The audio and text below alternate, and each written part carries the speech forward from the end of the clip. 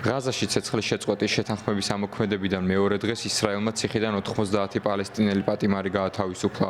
20 იანვარს გამთენიისას ისრაელის ოფერის ციხის ტერიტორიიდან ათეულობით პალესტინელი გაიყვანეს ავტობუსით.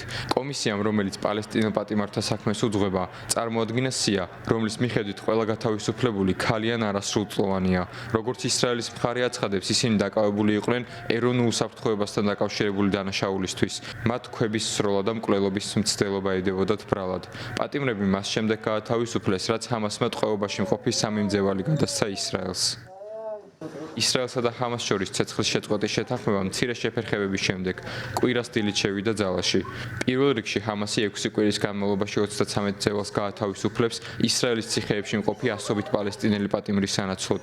მეორე ეტაპი საომარი მოქმედებების დასრულებას ითვალისწინებს, რის შემდეგაც ჰამასი ყველა მძევალს გაათავისუფლებს. ისრაელის სამხედროები კი დატოვებენ ღაზის სექტორს. მესამე და საბოლოო ეტაპზე კი ჰამას დაღუპული მძევლების ცხედრების სანაცვლოდ ღაზის სექტორის რეკონსტრუქციის გეგმა გადაეცემა.